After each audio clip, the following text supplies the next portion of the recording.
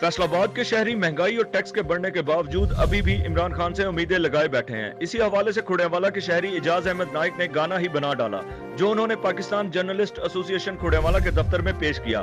इस मौका पर बोल्ड पाकिस्तान न्यूज के नुमाइंदे और सदर उमर हयात चौहान, झुमरा से बोल्ड पाकिस्तान न्यूज के ब्यूरो चीफ और इंफॉर्मेशन सेक्रेटरी रफीक अहमद लूना और दीगर सहाफी भी मौजूद थे।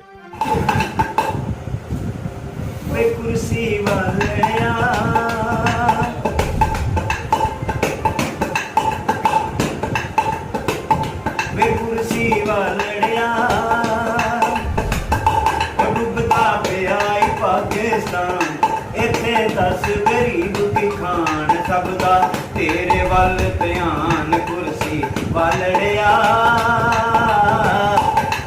गल भुलदी ना।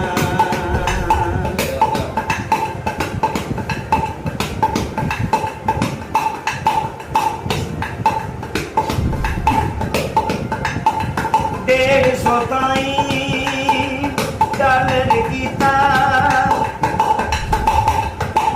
तब्दीलियां आईयां तेल तेरे नूं अग्गां लग जान बददियां जान महंगाइयां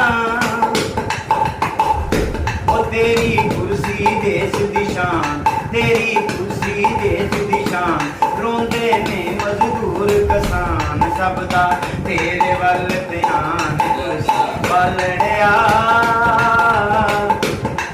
गल